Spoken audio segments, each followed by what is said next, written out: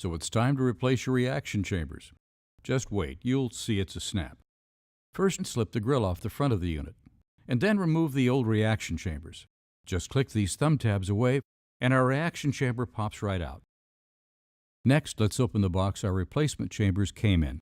One quick note, you'll want to hang on to the shipping container and the materials used to protect the replacement chambers so you can return the old reaction chambers for recycling.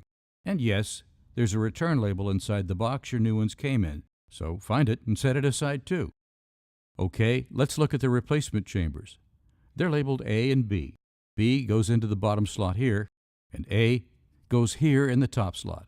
Not to worry, you can't mix them up. Each one has a unique shape that only fits in its own slot. Okay, we're just about finished. We just need to remove the labels from the chamber tops before we replace the grill. Now we just slip the grill back into place and the installation is complete. With that taken care of, get the box the replacements came in and let's repack it with the used chambers. The packing material that came with the new chambers will help protect the expired ones. Now we'll just slip this last piece over the tops of the chambers and close the lid. We need to turn the box around so the opening is at the back and the return label is over here where it won't be damaged when the box is reopened. We'll set our Airocide back here on the buffet, plug it in, and turn it on. And that's all there is to it. You won't need to think about it until this time next year.